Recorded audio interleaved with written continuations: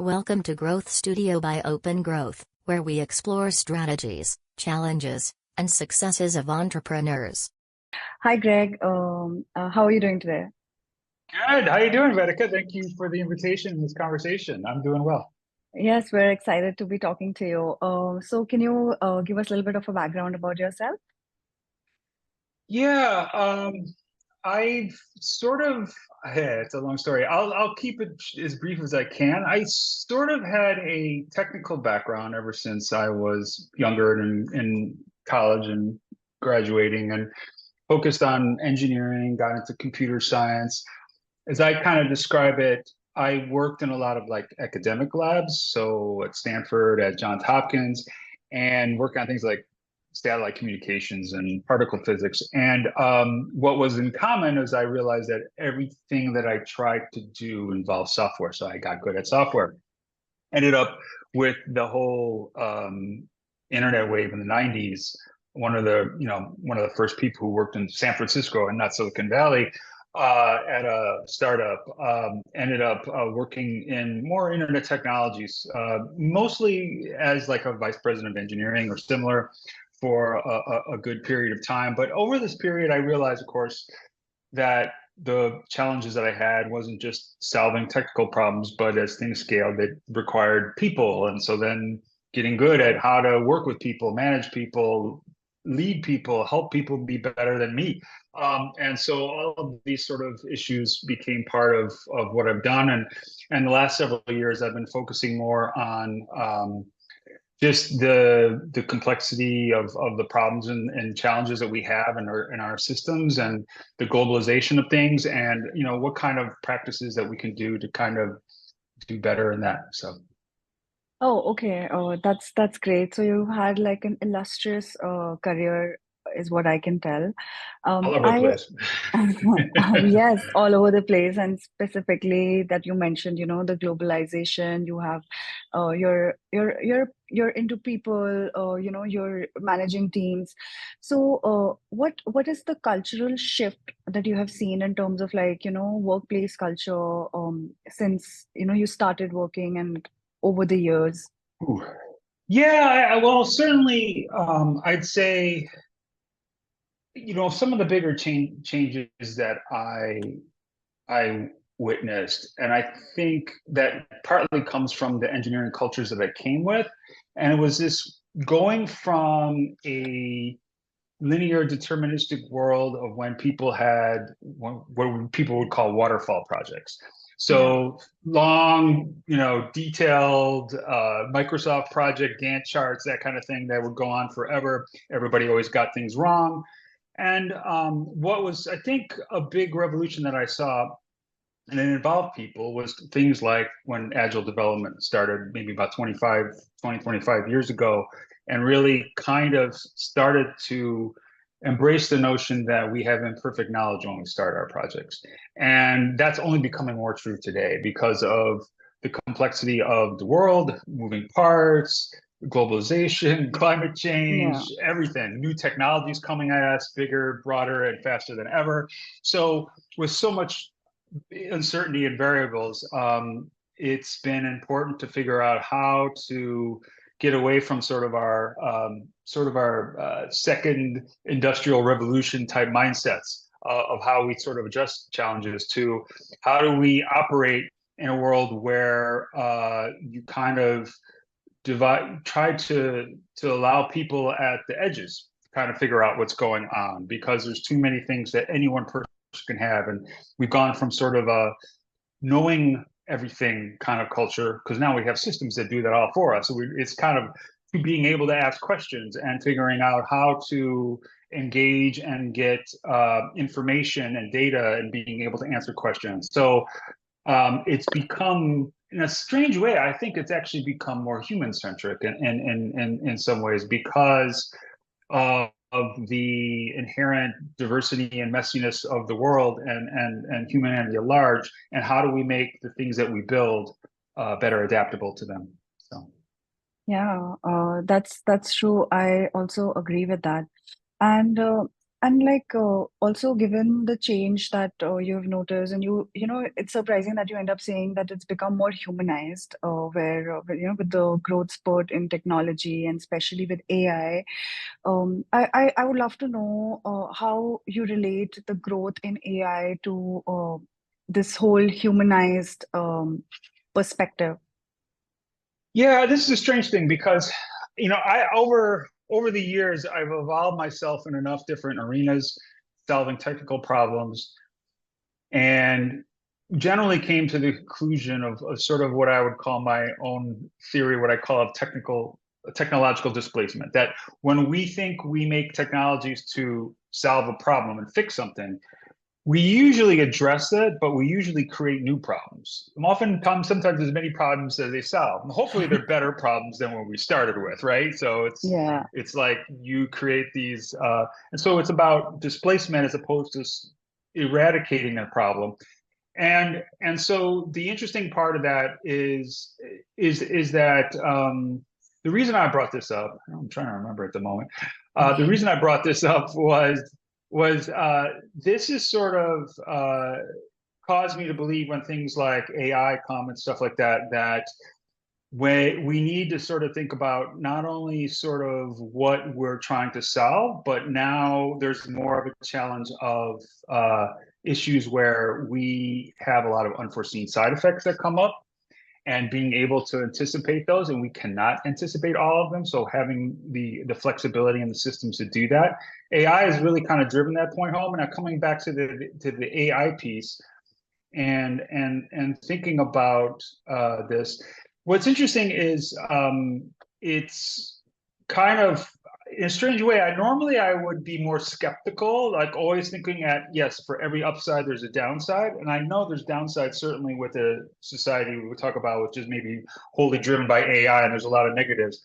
But I'm actually more positive than usual about new technologies, for the reason that I think it's going to force us to value and understand what it is to be human more than any other technology has in the past. Mm-hmm.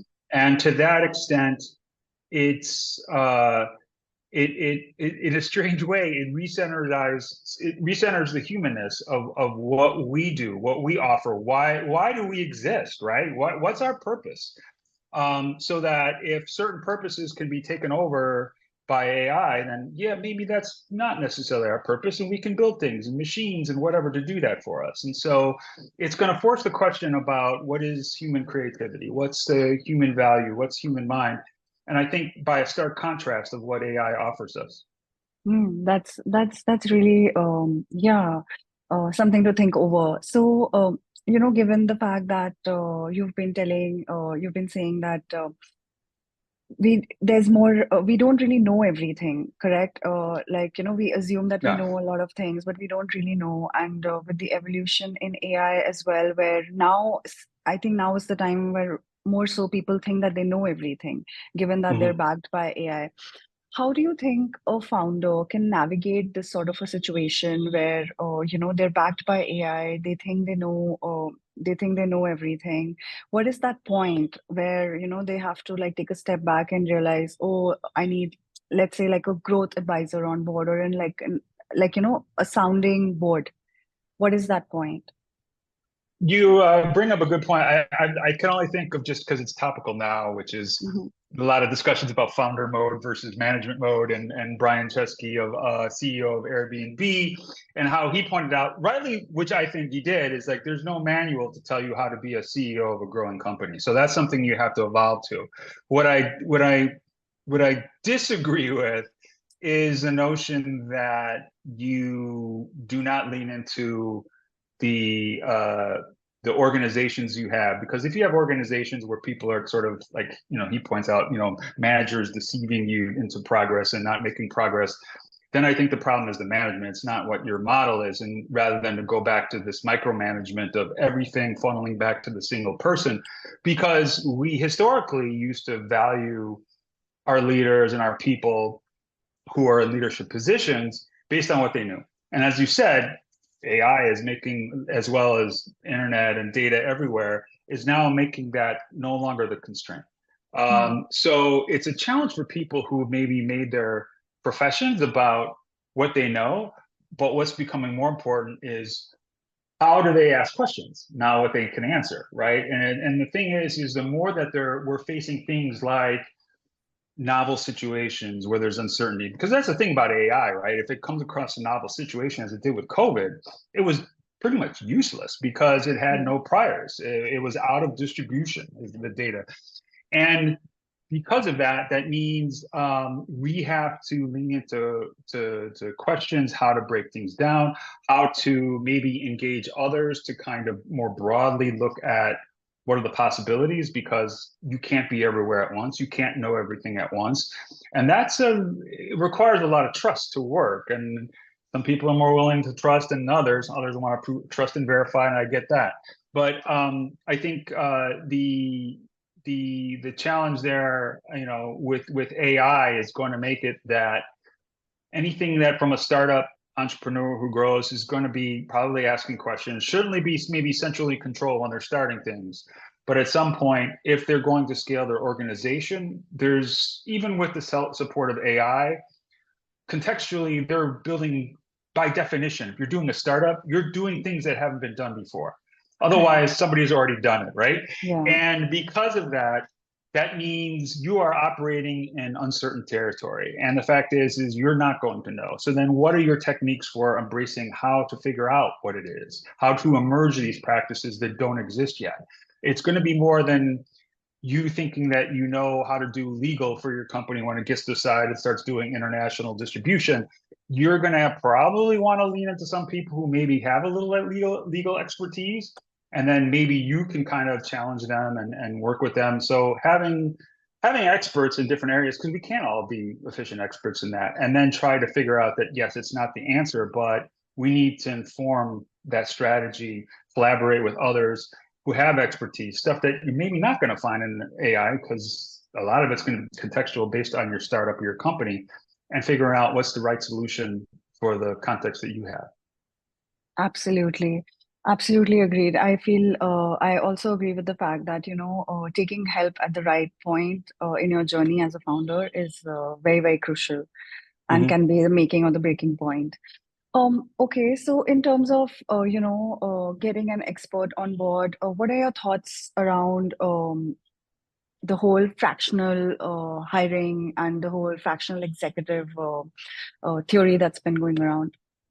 Yeah, I think it's a great solution. There's people who that situation works for. I mean, people are reassessing what is a full-time job. Does that make sense? And at the same time, a lot of them sort of have expertise, and they're, kind of have diverse interests in life. I'm kind of in that same boat.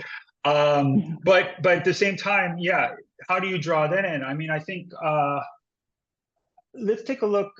One example is let's take Mr. Beast. Mhm. Mr. Beast, the famous Yeah. YouTuber, he does everything. He just came out last week with he shared as like what it takes to be successful as a Mr. Beast production. He shared as it was like at least a 30-page PDF.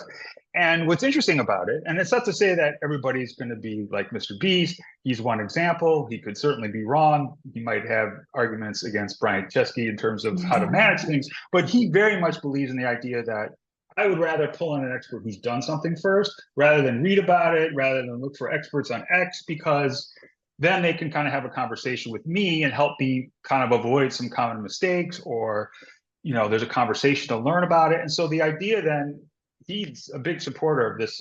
Doesn't call them fractional expert, he calls them more consultants. But sometimes you're just like Yeah. building an airplane and shooting it off of a cliff or some video. But the notion there being that to reach out for people with expertise, but not with the intention it's because of what they know, because that's not good enough. Because the thing is, it's different is what you are as an organization or a business. And there has to be some kind of medium about navigating what does the expertise say about somebody, whether it's legal, whether it's recruiting, whether it's some detailed machine learning algorithm, to learn about what are the issues and consequences when in the context of what kind of business problems I'm trying to solve. So it's a way of being able to de-risk that by being able to pull in an expert. It's a way of being able to access talent that you wouldn't necessarily have access to certainly hire find somebody full time. let alone the resources to do that, because fixed costs are, of course, a big killer for most starting businesses. So I think it offers the flexibility to be able to address some of these nagging problems, which may not necessarily need a full-time person, but needs expertise. And the expertise, like I say, relative to the AI is important because it is out of distribution data. It is about knowing things about an industry, applying it to something that you're doing new in a startup that doesn't exist, and then trying to make your best guesses about what that is, because there's not data for that. So Yeah, otherwise, it would be a written rule that says, oh, then you do this. And that's called a best absolutely. practice, which everybody follows, when best Mhm. practices work when everything is standard formula and patented about what kind of category, and this works always in this condition. So it works like code. It's like it works deterministically in this situation every time. But that's not the world we face when we're doing startups. Absolutely. Yeah. So, you've been part of many, many projects in various capacities. You're also, I believe you're also teaching at Singularity University as well. So, is there a specific instance that you can think of where leveraging a fractional expert or a consultant has been beneficial to a certain project that you've been a part of? It's a good question. In terms of fractional, I would say some of the stuff that I was doing more involved when I was actually staff at Singularity, which actually that one completed around the year 2018. So it's been a while. And fractionals, they weren't calling themselves that; they were just calling themselves consultants. But the fractional has really kind of caught on more since then. I've really noticed in the last 3 or 4 years. There are people who we sometimes had a specific problem. I can't think of a contextual answer, so for the purposes of not wasting anyone's time, I don't want to necessarily Yeah. dwell too much on that. But there are cases where I've had people who I've had fractional needs, and they turned into some people that were full-time hires in the past, because as the organization grew, somebody knew something about membership data in the context of a subscription service, and was able to help out and figure out, oh, well, we were doing a lot of our data analytics based on batch-based processing systems, but really need to be more real-time streaming based. And suddenly those conversations turned into something, and it worked out mutually for us. But that doesn't necessarily mean that in some cases you wouldn't want just to say, hey, we only need this every so often, and it mutually works, and we can kind of do as a fractional relationship for a sustainable future. Yeah. Absolutely. I agree with that. Um, so in terms of AI and fractional experts, so what are some of the ethical issues that you have faced or you think, may come into play, especially with the rampant use of AI? I feel like plagiarism is one Yeah, menace. Yeah. But like that's true. what other what other issues founders should be careful about when they're like using technologies like AI? I mean, this is not this. I'm not a doomer. It's funny because there's almost spectrum now of people who are like the effective accelerationists, and then there's the doomers on the other end. I'm usually somewhere in between, just so I'll label myself. But because I'm kind of a diplomat type of guy, I kind of usually see both arguments and then trying to figure out where the reality is. But the fact is that with AI, most of my concerns around AI aren't even so much even the technology itself, which gets to the doomer thing about super AI that comes and takes over the world. I'm more concerned with the fact that we tend to usually have what's called like dual use issues with technologies as humans, because we do things either intentionally, unintentionally, Yeah. or maliciously, or accidentally, and all of those kind of create issues. So that could be anything from system malfunctions. It could be um, unforeseen or unintended consequences, like reducing social connection or discrimination, or you know, something that accelerates war or a loss of control. I mean, some of the things that actually concern me more about Hmm. AI is to the degree that we normalize computers making decisions about our lives. And this is where some of the AI regulation in Europe and the EU and some other places have kind of started touching on, is we will then be in a position where it becomes easy to outsource our ethics. That we say, well, it's the algorithm, and it's a way of being able to step back, and so we anthropomorphize the algorithm as if it was an authority, and we start saying, well, if the algorithm said so, and this person should get a job, then it wasn't me, and it's okay. And it's like, no, the more that we sort of outsource these ethical decisions, I think we have to be careful, because then it just pulls our human responsibility and our connection to what it's doing for others away from that. And so there's questions about this that have to be addressed. And the fact is that sometimes, people are ethical and responsible, sometimes they're not, and that doesn't change. Yeah, absolutely. I honestly, before, this is a very interesting take, because I never thought of it as transferring your ethical responsibility to Yeah, AI. you just sort Yeah. of like says, but the algorithm said so, and so then you Yeah, just sort of like brush it off, and you realize that you're disowning it yourself. You're absolutely. stepping back and letting it be a moral judge, which has no sense of morality, whatever. It's just a Yeah. machine, right? So Absolutely, I couldn't agree more. So, as someone who's mentored various startups, founders, what are some of your key takeaways, and what are some of your key learnings that you would like to pass on to a founder who's just starting out? yeah, the just starting out thing is a key one, and I think this is sort of that startup founder. I mean, I'm actually a mentor at both accelerators for startups, but also for scale ups. The way I would differentiate them is a startup is more what you do before you reach your sort of product market fit. And then the scale up is what happens once you reach that and are looking to expand because you figured out what that product market fit is and how do you expand on it. So in that startup stage, I think the challenge is you always have to remember that what you're building, particularly from an engineering mindset, and I came originally from that, is not what you're building is not what you're building. What you're building is an instrument to learn what to build.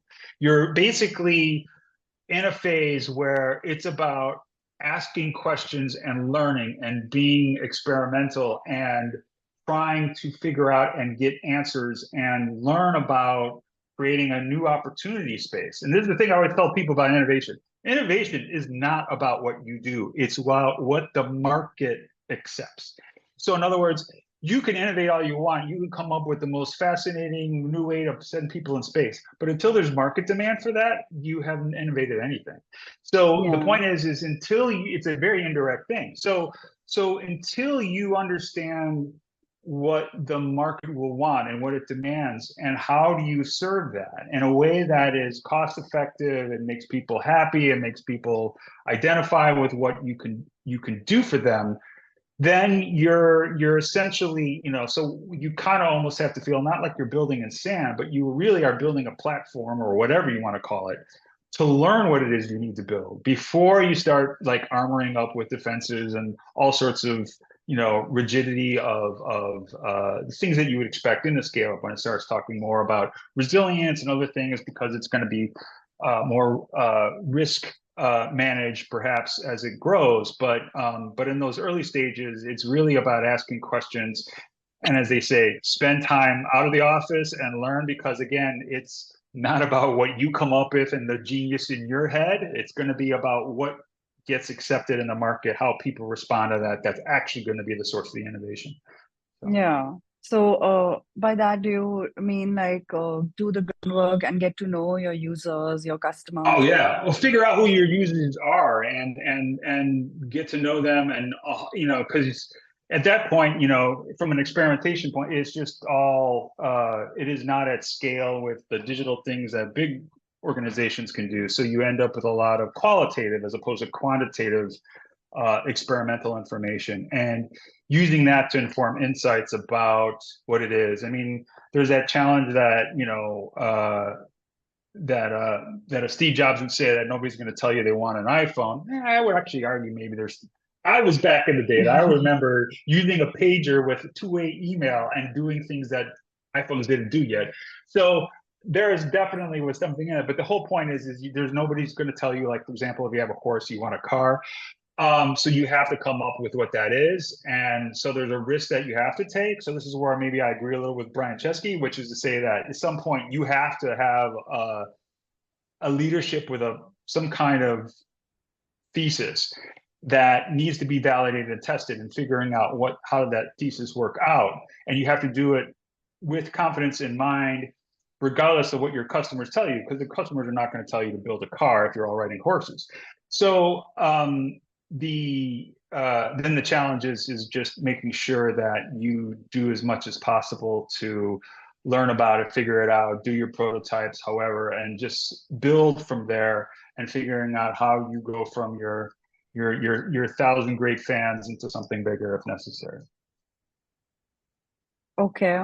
And while you're doing all that building and innovating, how do you also build a great team along with that? What are some of the Yeah. key strategies to build a team that is a high performing asset? This is me just sort of looking back and just sort of teams. I think well, certainly having expertise is key. That's why I think fractals are a great supplementary tool to what I used to have to do to kind of do startup type stuff. But, having a few key people that you can kind of banter off strategic ideas. They always say, like, the most important hire for a new startup CEO is the second hire, or his first hire technically, where there's like a co-founder or whatever, in terms of how that creates a dynamic, whether it's a technical co-founder, which is often the case in tech, but or in cases where it isn't a technical co-founder, people will start questioning and won't give you funding. So beyond that, then it's about how do you build out what you need to probably satisfy your own financials, whether it's like self-funded, angel funded, whatever. But then all of a sudden you start inviting things like, private equity or venture capital to kind of help fund it. Suddenly you need to satisfy their interests, which alters the product trajectory or what you do in your timeline based on what they're expecting you to deliver with that. So what you have to do is being able to kind of figure out the plan to execute that. And some of the things that I've learned, I'd say, is yes, you need people who are kind of committed to the vision, who are going to be open to figure it out. They have to be comfortable in situations where uncertainty is going to be the norm, because that's the only way you're going to figure it out. And then also, as you scale, you have to re-question your assumptions, even though you maybe solved it once.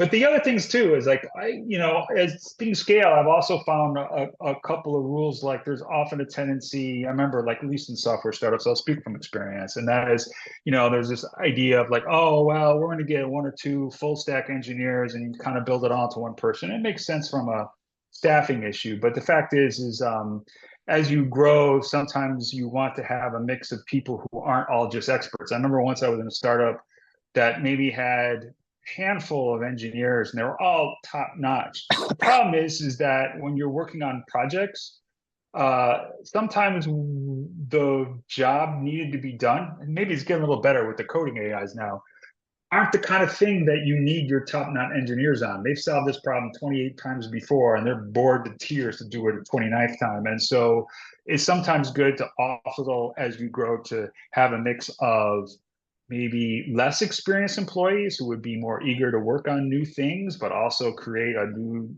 possible future of leadership in the org. I mean, it's a little longer term thinking, but the point is I've been in organizations that made the mistake of only hiring like top people's senior experience, but then having a lot of work that didn't necessarily rise to the need of somebody of that skill level, and then having to figure out what the right balance is.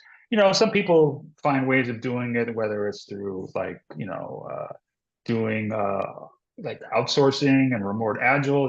I was doing that. I was doing that with India back in 2008.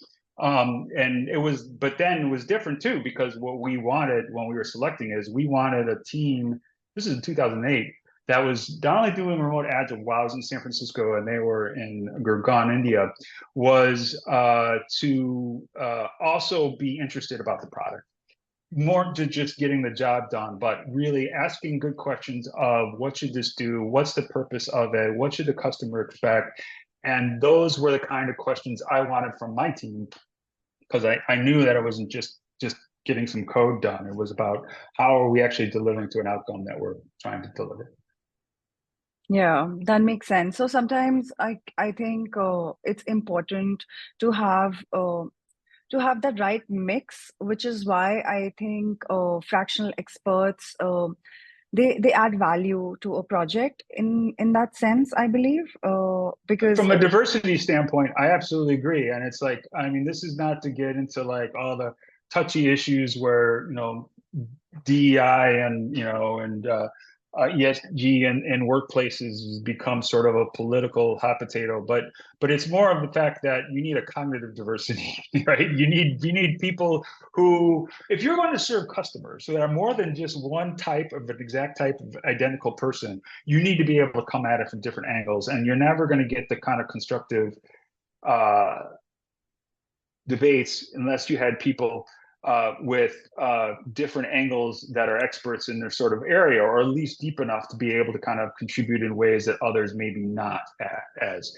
And that comes with maybe their life path, but it's also basically the kind of expertise they have in terms of helping the collective reach better informed decisions than they could without that. Because otherwise, I've too often seen startups that have gotten too groupthinky in terms of, they're identical in terms of the thinking, that assuming that disagreement and no friction was good. But I think a little friction is healthy, because it means that you're trying, because there's always trade-offs, right? You're always trading yeah. off in terms of what you prioritize versus something else, or why this should do this and not that else. And I think some of the things that I think are big mistakes I see from startups is they're trying to deliver new features all the time, when instead of making the core thing work. I mean, one of the startups that I was when I was at a co-founder at, we had a head of product, and we had a challenge because actually we brought in a CEO, and I love what he said. He said, basically, you should be spending your time, 80% of your time, making your core features work great, 20% maybe playing around with new stuff. But it was, our product lead was trying to think of growth, and he was thinking of 20% on the core stuff and 80% new features, and was like, let's get the core stuff working first before we try to be imperialistic in our ambitions of what this product does.